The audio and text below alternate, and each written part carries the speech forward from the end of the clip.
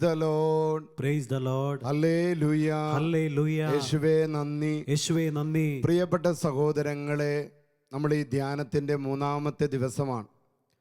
കർത്താവായ ഈശോ നമ്മെ എത്രമാത്രം സ്നേഹിക്കുന്നു എന്നതിൻ്റെ വലിയ തെളിവാണ് ഈ ഷാലോം ടെലിവിഷൻ ചാനലിലൂടെ കർത്താവ് നമുക്ക് നൽകുന്ന ഓരോ പുതിയ പുതിയ ബോധ്യങ്ങൾ, കർത്താവ് നൽകുന്ന തീ അഭിഷേകങ്ങൾ.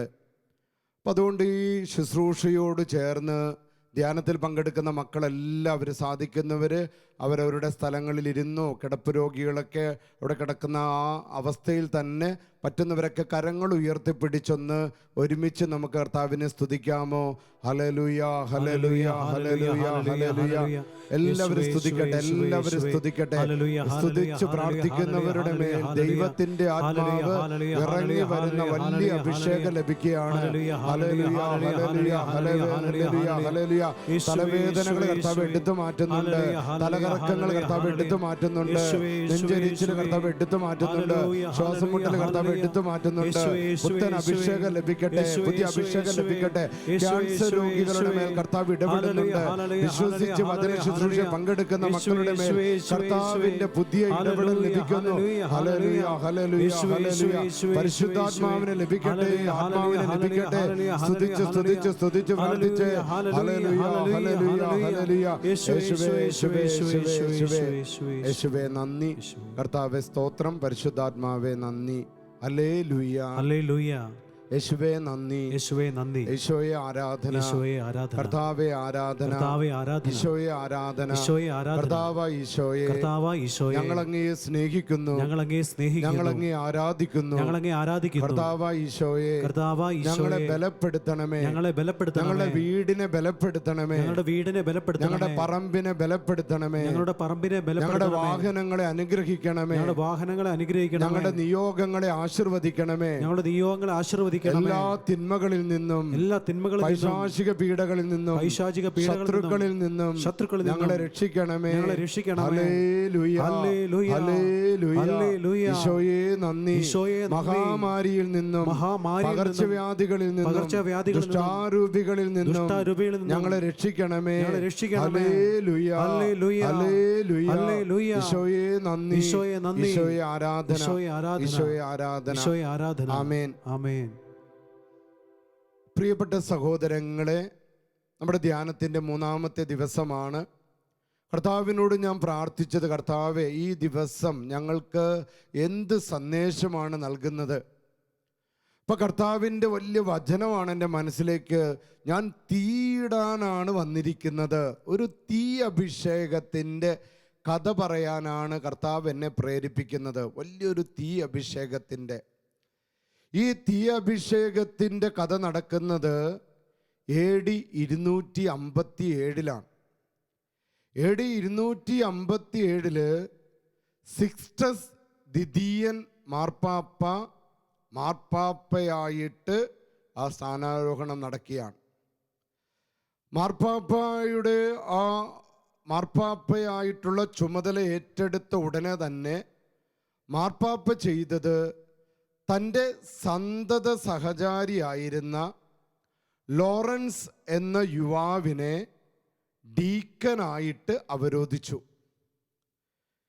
ഡീക്കനായിട്ട് അവരോധിച്ച് തുടർന്ന് നാം കാണുന്നത് ഡീക്കൻ ലോറൻസ് മാർപ്പാപ്പയുടെ കൂടെ ഓരോ സെക്കൻഡ് നടക്കുന്നതാണ്. മാർപ്പാപ്പയുടെ ശുശ്രൂഷകളിൽ സഹായിക്കുന്നു, മാർപ്പാപ്പയുടെ പ്രാർത്ഥനകളിൽ പങ്കെടുക്കുന്നു. അപ്പോൾ മാർപ്പാപ്പയുടെ ഒരു സന്തത സഹചാരിയായിരുന്നു ഡീക്കൻ ലോറൻസ്. ഈ ഡീക്കൻ ലോറൻസ് അറിയപ്പെടുന്നത് ആർച്ച് ഡീക്കൻ എന്നാണ് പിൽക്കാലത്ത്. എന്താ കാരണമെന്നറിയാമോ?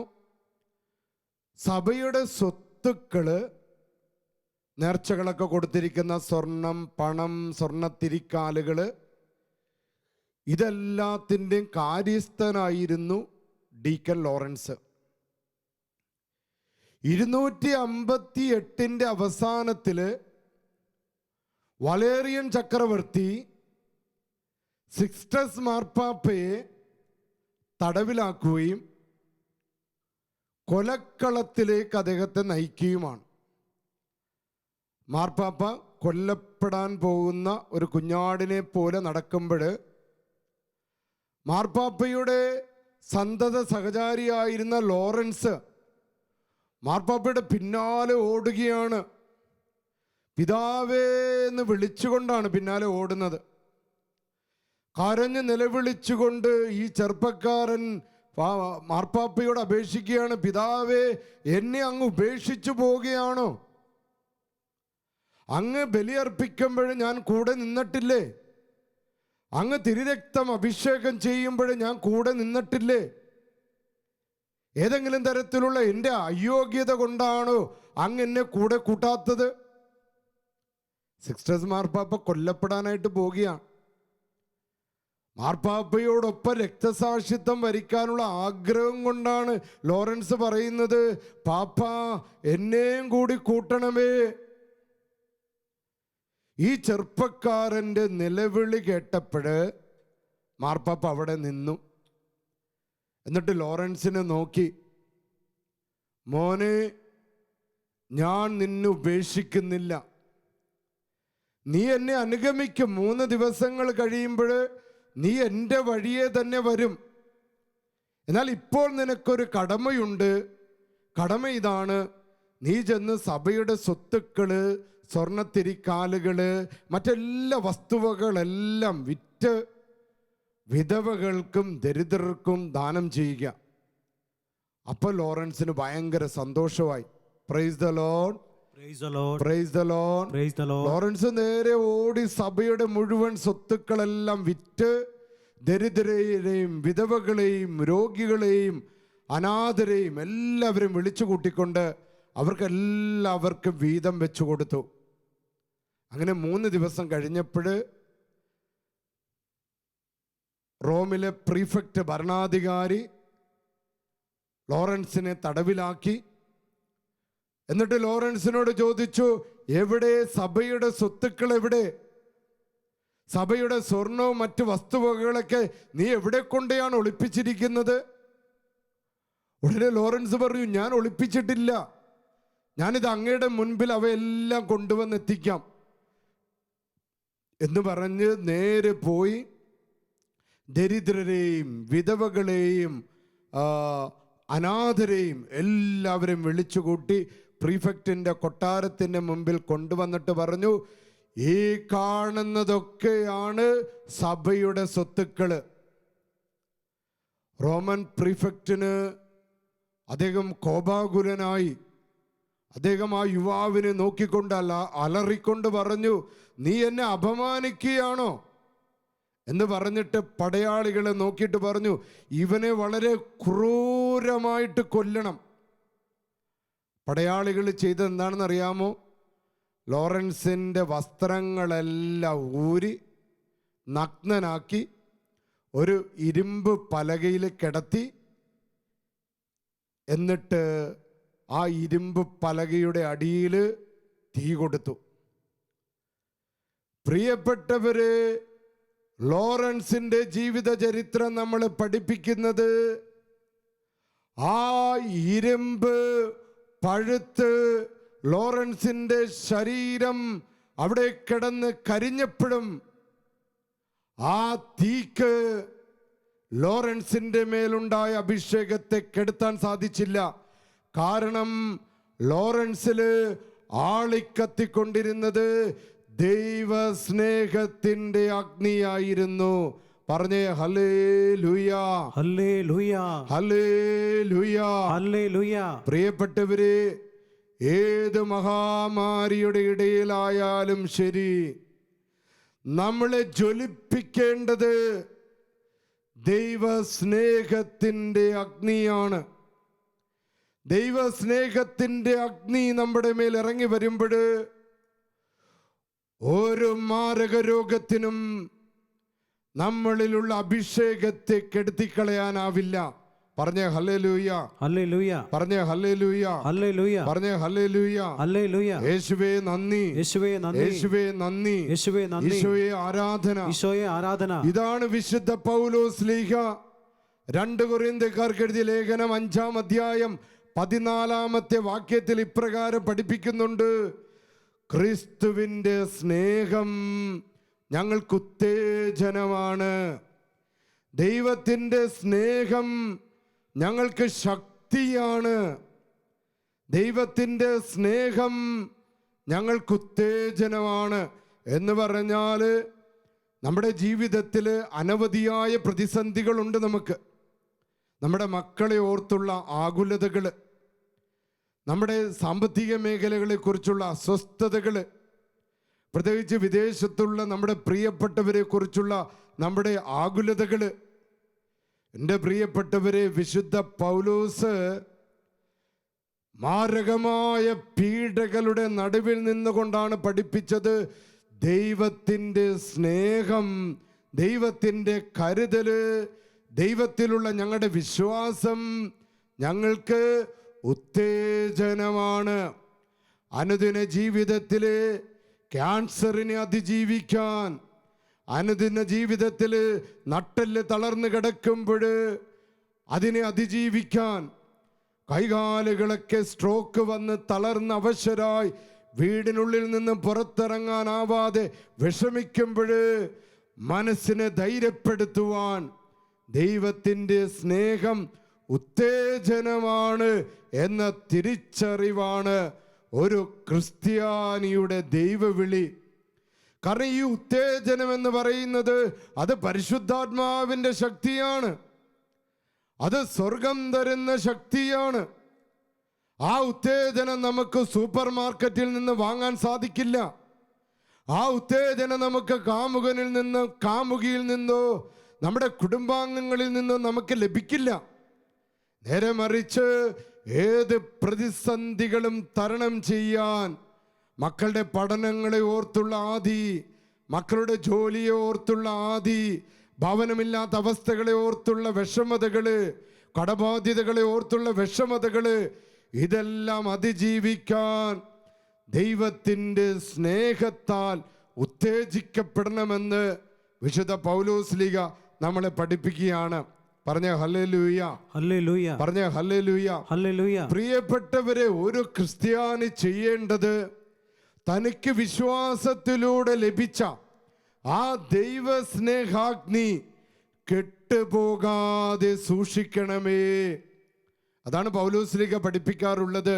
നോൺ സ്പെഞ്ഞ് തൊലോ സ്പിരിത്വ സാന്തോ എന്ന് പറഞ്ഞാൽ നിങ്ങൾ പരിശുദ്ധാത്മാവിനെ കെടുത്തിക്കളയല്ലേ, പരിശുദ്ധാത്മാവിനെ കെടുത്തിക്കളയല്ലേ. കാരണം അത് നിരന്തരം ഒരു ക്രിസ്ത്യാനിയിൽ കത്തിക്കൊണ്ടിരിക്കണം. ആ പരിശുദ്ധാത്മാവാണ് നമുക്ക് ദൈവസ്നേഹ അഗ്നിയാൽ നമ്മളെ ജ്വലിപ്പിക്കുന്നത്. ആ പരിശുദ്ധാത്മാവാണ് നമ്മുടെ മുഖത്തിന് ചൈതന്യം നൽകുന്നത്. അപ്പൊ അതുകൊണ്ട് ആ അഗ്നിയെ കെടുത്തിക്കളയല്ലേ എന്ന് പൗലോസ്ലീഗ നമ്മളെ പഠിപ്പിക്കുന്നുണ്ട്. ലേവ്യരുടെ പുസ്തകം 6-ാം അധ്യായം 9, 12, 13 എന്ന വചനങ്ങളിലും ഇത്തരത്തില് ദൈവസ്നേഹത്തിൻ്റെ അഗ്നിയെ, സ്വർഗത്തിൽ നിന്ന് വരുന്ന അഗ്നിയെ കെടുത്തിക്കളയില്ലേ എന്ന് പഠിപ്പിക്കുന്നുണ്ട്. ലേവ്യരുടെ പുസ്തകം 6-ാം അധ്യായം 9-ാമത്തെ വചനത്തില് അഹരോനോടും അവൻ്റെ ശിഷ്യന്മാരോടും ഇപ്രകാരം പറയുകയെന്ന് മാലാഖയെ അയച്ചുകൊണ്ട് ദൈവം പറയുകയാണ്: ബലിപീഠത്തിൽ ബലിമൃഗം ആ ബലിപീഠത്തിൽ രാത്രി മുഴുവൻ ആയിക്കൊള്ളട്ടെ. അവിടെ ബലിവേദിയിലുള്ള അഗ്നി കെട്ടുപോകാതെ കാത്തു സൂക്ഷിക്കണം. 2:12 വചനം ഇപ്രകാരം നാം വായിക്കുന്നുണ്ട്: ബലിവസ്തു ബലിപീഠത്തിന്മേലുള്ള അഗ്നികുണ്ഡത്തിൽ രാത്രി മുഴുവൻ പ്രഭാതം വരെ വെച്ചിരിക്കണം. അടുത്ത വചനം പറയുകയാണ്: ബലിപീഠത്തിൽ അഗ്നി കത്തിക്കൊണ്ടിരിക്കണം, അത് കെട്ടുപോകരുത്. ലേവ്യർ 6:12 അത് കെട്ടുപോകരുത്, അത് കത്തിക്കൊണ്ടിരിക്കണം. വീണ്ടും അതേ വചനം തന്നെയാണ് 6:13 നാം വായിച്ചു കേൾക്കുന്നത്: ബലിപീഠത്തിലെ അഗ്നി നിരന്തരം കത്തിക്കൊണ്ടിരിക്കണം, നിരന്തരം കത്തിക്കൊണ്ടിരിക്കണം. ഒരു ക്രിസ്ത്യാനിയുടെ ആത്മാവ്, ഒരു ക്രിസ്ത്യാനിയുടെ ജീവിതം, നമ്മുടെ വിശ്വാസ ജീവിതം നിരന്തരം പരിശുദ്ധാത്മാവിൽ സ്വർഗത്തിൻ്റെ അഗ്നിയാൽ ലോറൻസിനെ പോലെ കത്തി ജ്വലിച്ചുകൊണ്ടിരിക്കണം. പീഡകളുടെ മുൻപിൽ തകർന്നു പോകേണ്ടവരല്ല, രോഗങ്ങളുടെ മുൻപിൽ തളർന്നു പോകേണ്ടവരല്ല, സാമ്പത്തിക ബുദ്ധിമുട്ടുകളുടെ മുൻപിൽ നിരാശയുടെ പടുകുഴിയിൽപ്പെട്ട് ആത്മഹത്യ ചെയ്യേണ്ടവനല്ല ക്രിസ്ത്യാനി. നേരെ മറിച്ച് പരിശുദ്ധാത്മാവിൻ്റെ അഗ്നിയാൽ നിരന്തരം ജ്വലിക്കേണ്ടവനാണ് ഒരു ക്രിസ്ത്യാനി.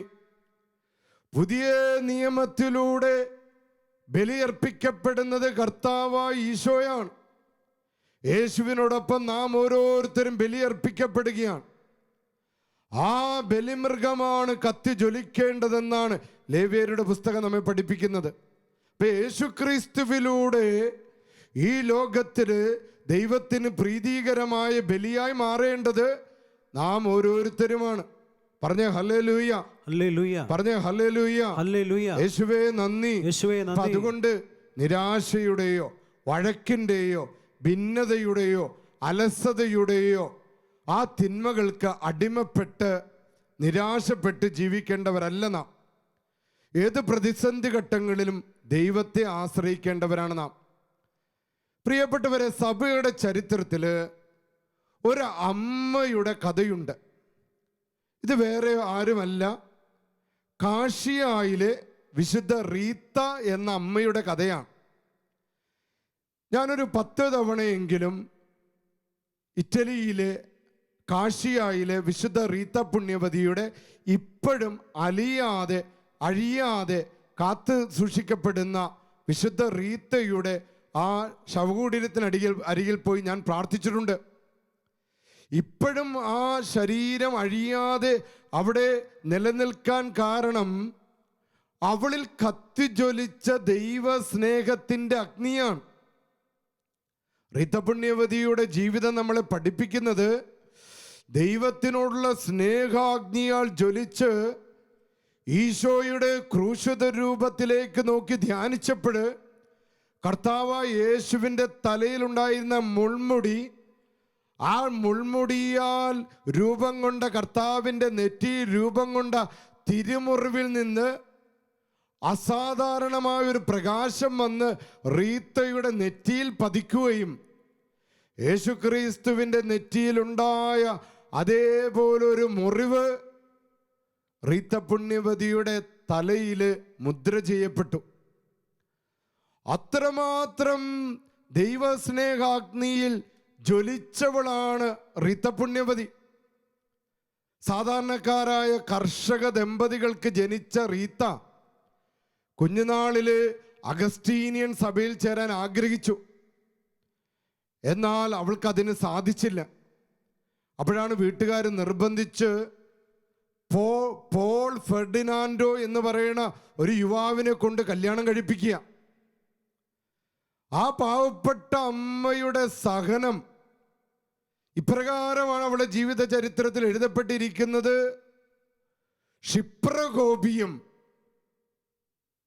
മഹാകുടിയനും ഉപദ്രവിക്കുന്നവനുമായിരുന്നു പോൾ ഫെർഡിനാൻഡോ. ഇതുമൂലം നിരന്തര റീത്തയെ മുടിക്ക് കുത്തിപ്പിടിച്ച് വലിച്ച് നിലത്തിട്ട് ചവിട്ടി മദ്യപാനിയായ ഫെർഡിനാൻഡ് ഭർത്താവ് അവളെ അതിക്രൂരമായിട്ട് ഉപദ്രവിച്ചിരുന്നു.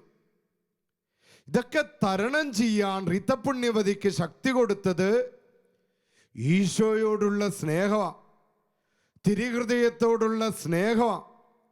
നിരന്തരം ദൈവത്തിൽ ആശ്രയിച്ചപ്പോൾ റീത്തയുടെ ജീവിതത്തിൽ വലിയ അത്ഭുതം നടക്കുക. റീത്ത ഇങ്ങനെ പ്രാർത്ഥിച്ചു നിരന്തരം. അവളെ ക്ഷമ കെട്ടുപോകാതെ, അവൾ അഗ്നി നിരന്തരം കെട്ടുപോകാതെ അവൾ പ്രാർത്ഥിച്ചു, എൻ്റെ ഭർത്താവിനെ മാനസാന്തരപ്പെടുത്തണമേ, എൻ്റെ ഭർത്താവിനെ മാനസാന്തരപ്പെടുത്തണമേ. ആ അത്ഭുതം വീട്ടിൽ നടന്നു. ഒരു സുപ്രഭാതത്തില് വലിയൊരു വെളിച്ചം ഫെർഡിനാൻഡിന് ലഭിക്കുകയാണ്. എല്ലാവരും അത്ഭുതപ്പെടുത്തിക്കൊണ്ട് അയാൾ തീരുമാനമെടുത്തു, ഞാൻ എൻ്റെ മദ്യത്തിനടിമയാവില്ല, ഞാൻ എൻ്റെ കുടുംബം തകർക്കില്ല, എൻ്റെ കുഞ്ഞുങ്ങൾക്ക് ഞാൻ ദുർമാതൃക കാണിക്കില്ല. അവിടെ സമാധാനം ആ കുടുംബത്തിലേക്ക് വരിക. യഥാർത്ഥത്തിൽ ഈ സമാധാനം റീത്ത പുണ്യവതി ദൈവവുമായി മല്ലിട്ട് നേടിയെടുത്തതാ. പഴയ യാക്കോബ് ദൈവവുമായി മല്ലിടുന്നതായിട്ട് നാം കാണുന്നുണ്ട്. മല്ലിട്ടിട്ട് പറഞ്ഞു, ദൈവമേ, നീ അനുഗ്രഹിക്കാതെ ഞാൻ നിന്നെ പറഞ്ഞു വിടുകയില്ല. അത്തരത്തിലുള്ളൊരു മല്ലയുദ്ധമാണ് റീത്ത പുണ്യവതി നടത്തിയത്. എൻ്റെ ഭർത്താവിനെ മാനസാന്തരപ്പെടുത്തണം, മദ്യപാനത്തിൽ നിന്ന് അദ്ദേഹത്തെ രക്ഷിക്കണം. അങ്ങനെ ആ മല്ലയുദ്ധത്തിൽ ദൈവം പ്രസാദിക്കുകയും റീത്ത പുണ്യവതിക്ക് അവരുടെ ഭവനത്തിൽ മദ്യപാനത്തിൽ നിന്ന് ഫെർഡിനാൻഡിന് വിടുതൽ ലഭിക്കുകയാണ്. പിന്നീട് ആ കുടുംബം കുറച്ച് നാള് സ്വർഗതുല്യമായിരുന്നു. പ്രാർത്ഥനയുടെയും അഭിഷേകത്തിൻ്റെയും പരിശുദ്ധ കുർബാനയിൽ പങ്കെടുക്കുന്നതിൻ്റെയുമായ വലിയ അനുഗ്രഹങ്ങൾ അവിടെ ലഭിക്കുകയാണ്. റീത്തയുടെ പരീക്ഷണങ്ങളും ദുരന്തങ്ങളും അതുകൊണ്ട് തീർന്നില്ല. വീണ്ടും പഴയ ശത്രുക്കള്, ഫെർഡിനാൻഡ് പണ്ട് മദ്യപാനിയായിരുന്നപ്പോൾ ഒരുപാട് പേരെ ദ്രോഹിച്ചിട്ടുണ്ട്, ഒരുപാട് കുടുംബങ്ങളെ തകർത്തിട്ടുണ്ട്. ആ ശത്രുക്കള് റീത്തയുടെ രണ്ടാൺമക്കളുടെ മുന്നിലിട്ട് ഫെർഡിനാൻഡിനെ കുത്തിക്കൊന്നു. റീത്ത നിലവിളിച്ചു, ദൈവമേ ആശ്വസിപ്പിക്കണമേ. പ്രിയപ്പെട്ടവരെ, ഏത് ദുരന്തത്തിൻ്റെ ആഴക്കടലിലായാലും ദൈവത്തെ വിളിച്ച് നിലവിളിക്കുമ്പോൾ ദൈവം നമ്മളെ ആശ്വസിപ്പിക്കും. പ്രിയപ്പെട്ടവരുടെ മരണങ്ങളെ ഓർത്ത് വിഷമിക്കുന്ന വ്യക്തികൾ ഈ വചനം കേൾക്കുന്നുണ്ടാകും. റീത്തയുടെ ഭർത്താവിൻ്റെത് ദുർമരണമാണ്. ചങ്ക് പൊട്ടുന്ന വേദനയായിരുന്നു അവൾക്ക്.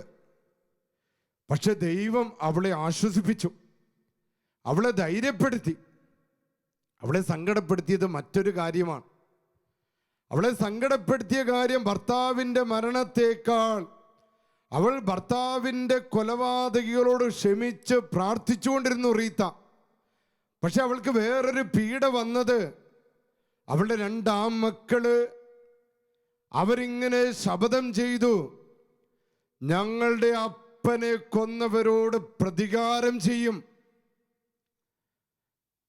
കൊലപാതകത്തിൻ്റെ ദുരാത്മാവ് ആ ഭവനത്തിന് മീതെ വട്ടമിട്ട് പറന്നപ്പോഴ് റീത്ത എന്ന അമ്മ മുട്ടുമേൽ നിന്നുകൊണ്ട് ദൈവത്തിനോട് പ്രാർത്ഥിച്ചു, എൻ്റെ ദൈവമേ, എൻ്റെ മക്കള് കൊലപാതകമെന്ന മാരകപാപം ചെയ്ത് അവരുടെ ആത്മാക്കൾ നഷ്ടപ്പെടുന്നതിനേക്കാൾ ഭേദം അവരുടെ ജീവൻ നീ തിരിച്ചെടുക്കുന്നതാണ്. ഏതമ്മക്കാണ് അങ്ങനെ പ്രാർത്ഥിക്കാൻ സാധിക്കുക? മക്കള് കളവ് ചെയ്യുമ്പോൾ, മക്കള് കൊട്ടേഷൻ ടീമിൽ പോകുമ്പോൾ, മക്കള് മദ്യപാനത്തിന് അടിമപ്പെടുമ്പോൾ, മയക്കുമരുന്നിന് അടിമപ്പെടുമ്പോൾ ദൈവസന്നിധിയിൽ നിലവിളിച്ച് പ്രാർത്ഥിക്കണം. റീത്ത പ്രാർത്ഥിച്ചതുപോലെ പ്രാർത്ഥിക്കണമെന്നല്ല അച്ഛൻ പറഞ്ഞത്. പക്ഷെ റീത്ത വില കൊടുത്തത് തൻ്റെ മക്കളുടെ ആത്മാവിൻ്റെ രക്ഷയാണ്. മാരകപാപത്തിന് അടിമപ്പെട്ടുകൊണ്ട് തൻ്റെ മക്കള് അവരുടെ ആത്മാക്കള് നഷ്ടപ്പെടുന്നത് ആ അമ്മയ്ക്ക് സഹിക്കാൻ സാധിച്ചില്ല. ആ അമ്മയിൽ ജ്വലിച്ചുകൊണ്ടിരുന്നത് ദൈവസ്നേഹത്തിൻ്റെ അഗ്നിയ. അതാണ് ഉത്തേജനം. റീത്ത പുണ്യവതിയുടെ ചരിത്രം പറയുന്നത്, കൊലപാതകം ചെയ്ത് ആ മക്കളുടെ ആത്മാവ് നിത്യനരകാഗ്നിയിൽ പതിക്കുന്നതിനേക്കാൾ ഭേദം അവർ രക്ഷപ്പെടുന്നതാണെന്ന് കണ്ട് പെട്ടെന്നൊരു പകർച്ചവ്യാധി വരികയും ആ മക്കൾ മരണപ്പെടുകയും ചെയ്തു. പക്ഷെ അവിടെ വേറൊരു വലിയ അഭിഷേകം നടക്കുക. വലിയ നഷ്ടം വന്നപ്പോൾ വലിയ ദൈവവിളിയാണ് റീത്തയ്ക്ക് ലഭിക്കുന്നത്. റീത്ത പണ്ട് ആഗ്രഹിച്ച അഗസ്റ്റീനിയൻ സഭയിൽ ചേരാൻ വിശുദ്ധ അഗസ്റ്റീനോസും തൊളന്തീനയിലെ വിശുദ്ധ നിക്കോളാസും താൻ ഏറ്റവും സ്നേഹിച്ചിരുന്ന സ്നാപയോഹന്നാനും റീത്തയുടെ മുൻപിൽ പ്രത്യക്ഷപ്പെട്ടതുകൊണ്ട് അടക്കപ്പെട്ട മഠത്തിൻ്റെ വാതിലുകൾ തുറക്കാതെ തന്നെ ആ മഠത്തിനുള്ളിലെ ചാപ്പലിലേക്ക് റീത്തയെ കൊണ്ടുപോവുകയും ഈ അത്ഭുതത്തിലൂടെ റീത്തയ്ക്ക് അഗസ്റ്റീനിയൻ സന്യാസ സഭയിൽ ചേരാനുള്ള ഭാഗ്യം ലഭിക്കുകയുമാണ്. പറഞ്ഞ ഹല്ലേലൂയ. പക്ഷെ അവൾ ജീവിച്ചിരുന്നത് ഈ തൻ്റെ നെറ്റിയിലെ മുറിവിൽ നിന്നൊഴുകിയ ദുർഗന്ധം അത് നിമിത്തം അവൾ തൻ്റെ റൂമിൽ നിന്ന് പുറത്തിറങ്ങാതെ റൂമിനുള്ളിൽ തന്നെ അവൾ വസിച്ചു. എന്നാൽ അവസാന നിമിഷങ്ങളിൽ അവളുടെ ജീവിതത്തിൽ നിന്ന് പുറപ്പെട്ടത് റോസാപ്പൂവിൻ്റെ ഗന്ധമായിരുന്നു. അവൾ മരിച്ചു കഴിഞ്ഞപ്പോൾ അവളുടെ ശവശരീരം അടക്കം ചെയ്യാൻ പെട്ടി നിർമ്മിച്ച തളർവാദ രോഗി അത്ഭുതകരമായി സൗഖ്യപ്പെട്ടത് ലോകം മുഴുവൻ അറിഞ്ഞത് നിമിത്തം ലിയോ 13 പാപ്പ റീത്ത പുണ്യവതിയെ വിശുദ്ധയായിട്ട് പ്രഖ്യാപിച്ചു.